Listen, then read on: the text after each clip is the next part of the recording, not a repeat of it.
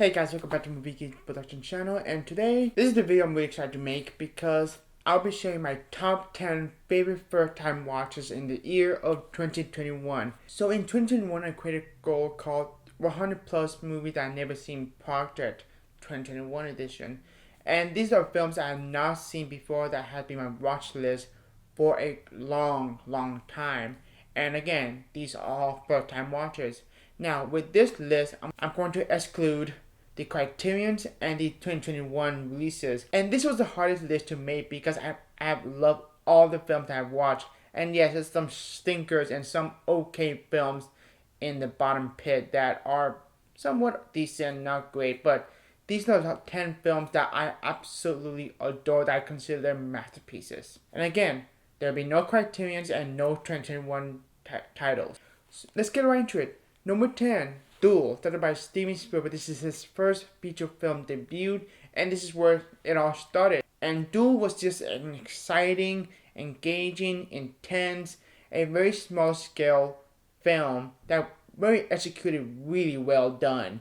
And the fact that it takes place this man just driving a normal day, just going to the business, but something came up. This giant truck that has driven him into insanity and trying to survive. And it's just a non-stop action thriller. It's just a thrill ride. And Duel is absolutely amazing. The fact that this is a very smaller budget, executed perfectly in this type of movie. It's small scale, but yet it's very intense. It's an intense ride. And there's some nice trickery to the camera, how we all glued to the screen. So Duel is in my number 10 spot. Number 9, sadly, at the time of recording, this particular actor just recently passed away. That is Guess Who Come to Dinner, starring the late great Sidney Poitier. This film is such a delight. Guess Who Come to Dinner is one of the films that had been on my radar for quite some time and I heard so much about. And I have never seen any of Sidney Poitier films until 2021. And what a wonderful film that is way ahead of time. This film came out in the 60s, where it was such a delightful, where we don't know what's going on, the situation was building up. What makes it work is Sidney Poitier character. He's in a different space, in a different situation, that he had to figure out how to make things calm, and yet trying to prove and accept that the engagement that's happening. And I just adore this film so much. The performance was wonderful, especially Katharine Hepburn, who is wonderful in the film. Sidney Poitier is excellent as always. He is such a wonderful performance. And Guess Who's Coming to Dinner just floored me in the beginning of the movie. I was into the movie. I was glued. I was floored. I was laughing at times. I was engaged at times. I was sometimes really stressed out what's going to happen next. Like, oh my God, I want it to happen. I wanted to make this work. That I'm rooting for this character to make things work. And that's the main reason why it made it to the top 10, because it's how delightful it is. Number 8, directed by Alfred Hitchcock, Dial M for Murder. Oh my goodness, this film is intense. The fact it takes place in one location, it just excites me that this film, as soon as the movie starts, I'm in. Oh my God, the intensity is through the roof. And the fact that it's a mystery, it's a murder mystery, trying to figure out and trying to puzzle together, it's just so much fun to watch. It's Hitchcock at his best. It's intense, it's wonderful, and Grace Kelly did a wonderful job in this. I adore Grace Kelly. Not only she's beautiful, but she's an amazing actress, and I wish she had more roles in later years. But she's phenomenal in this. There's some really intense sequences, and some of the sequences my jaw just dropped. And the third act of the film is just intense. You don't know what's going to happen. You just want to know how the result's going to come together. What's the final result to it. And Hitchcock is also, as always, beautifully directed. He knows the setups. He knows his trickery into making an intense scene. And Dial M for Murder is just nothing but intense. Number 7. Prisoners, started by Denis Villeneuve.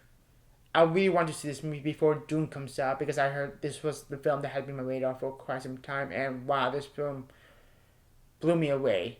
Not only the performances by Hugh Jackman, Paul Dano, and Jake Gyllenhaal, through the roof, Oscar-worthy performances, but it's beautifully directed because the tone, the vibe, the storytelling beats that are going on. This is a murder mystery. Kind of like a murder mystery. They're trying to find this missing children that Hugh Jackman character and the neighbor friend, Terrence Howard character, they're trying to find their children that got missing, and it's a tragedy. There's emotion, there's levity, there's gravity to the emotion that you feel for them, and there's a moment that's just very intense. Just I was gripping my hands and knowing that you in the room, you in the situation with them, and it was heavy, it was raw, it was gritty, it was beautifully shot, beautifully directed, beautifully handled all together. It's very beautifully edited, and the performance were a standout, especially Hugh Jackman. Wow, my goodness, he can act, and because we all recognize, oh, Denis Villeneuve can direct. He can direct characters, setups, and the situation. Prisoner is just beautifully made. It's heartbreaking at times. It's intense at times. And there's some moments I was just jaw dropped. And I love Prisoners, and that's why I deserve in my number 7 spot. And you'll be shocked that Prisoner was my first time watch in 2021. I know, it took this very long to finally watch this movie, and I'm glad I did. Number 6, Witness for Prosecution, starring Charles Laughton and directed by Billy Wilder. Fantastic film, a recommendation from Nathan Hill, and I'm so glad I did watch this movie because of his recommendation, and it blew me away. Oh my god, the twist blew my mind. And just not only that, it's a courtroom drama, and the courtroom scenes are just nothing but sort of intensity. Charles Laughton is fantastic in it. The way he calculates, the way he portrays his character, it's just well done, and you immediately bought this character that Charles Laughton portraying. Witness for the Prosecution is nothing short of a masterpiece. Number 5, this is a silent film. But not only is it a silent film, it's animated. Well, sort of. It's a cutout animated style. That's The Avengers of Prince Ahmed. It floored me. Not only is it a silent film, but it's one of the earliest surviving animated film that still exists to this day, thankfully. And it's history. It's part of film history. And I was just glued. I was engaged. It was magical, whimsical. It was imaginative. It was very creative as well. I mean, I was blown away how they did this in this silent era. Think about it. The cameras are bulkier, old, and nothing like what we have right now. I bet they had took their time making this one. And it's beautifully crafted and well put together. It's beautiful, it's whimsical, it's magical, and we can see the Adventures of Prince Ahmed. It's a storybook that brought to life, and that's why it earns my number 5 spot. Number 4, Sunset Boulevard. Wow. Okay. Wow. A story I did not expect what it will become, and it's all about setup after setup and knowing what the story unfolds. It's beautifully directed. It's beautifully performed by the main lead. It's just a very... I don't know what the word is, but I was engaged to the movie. Gloria Swanson's performance. There's no word to describe that kind of performance. It's just insanity what this character is and what her psyche is, and the way that we see her experience, that she's just an old timer actor that everybody forgot about her. And it's about identity crises. Like, who is she? Who is this person? And how come to be, and why is she that way in the film? Why is she acted like that way in the film?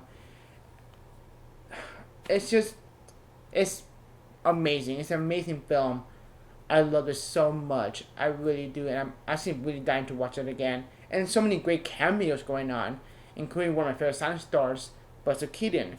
But yeah, phenomenal stuff. Number 3, Cinema Paradiso. Oh, Cinema Paradiso. I loved it.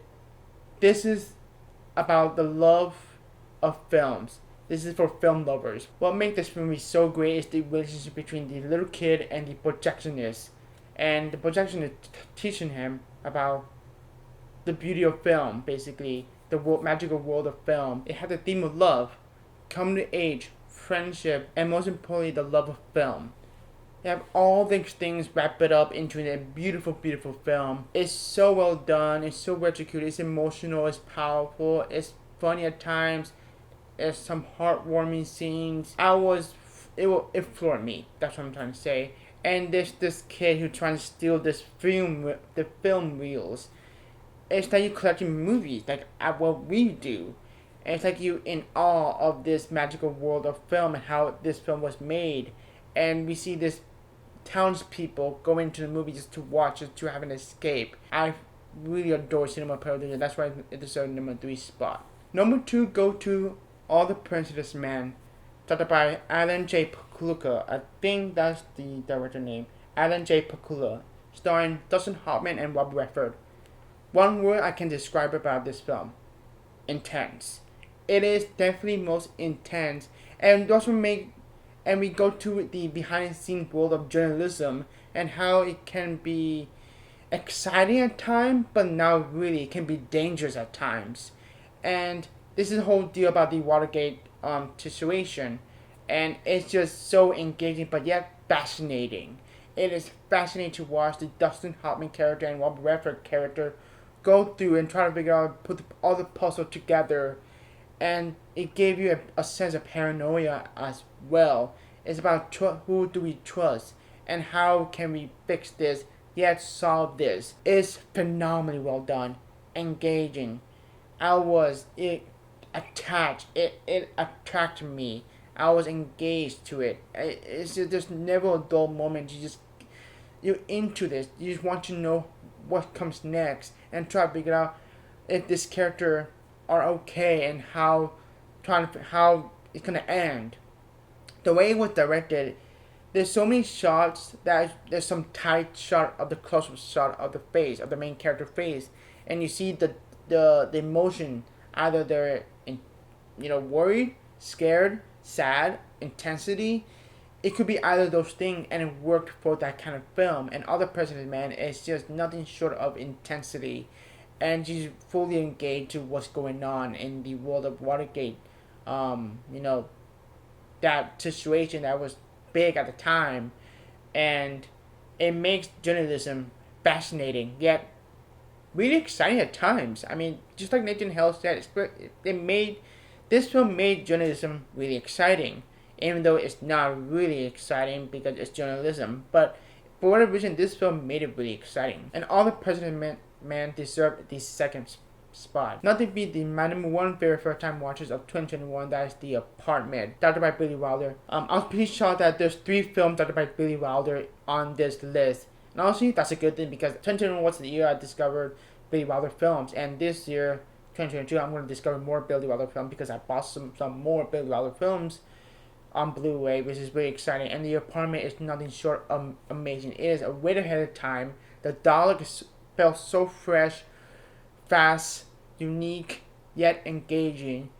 Never a dull moment, and you just seeing this main character who is very introverted at times. He only cared about what he wanted to do, and he used the apartment for other people to do things. And he get out of the apartment, but he doesn't like talking to people.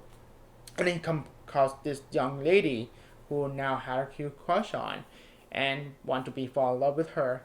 And it's nothing short of amazing because it's about character after character after character. There's so many great thought-provoking scenes, and it's emotional, it's funny at times. It's just, I love this movie. That's all I can say. I adored it. That's why this is number 1 spot. There you have it, guys. That's my top 10 favorite first-time watches in the year of 2021. In the next video, I'll be doing the top 10 favorite Criterion first-time watches of 2021. So be on the lookout for that. And yeah, if you're new to the channel, please subscribe. Follow me on Twitter, Letterboxd, and Instagram. Have a great day. Take care. Oh yeah, I highly recommend watching Nathan Hill top 10 favorite first time watches of 2021. Link below, because he's a good friend of mine, and yeah, I highly recommend watching that video because he has also a great list of films that he watched for the first time in 2021. So yeah.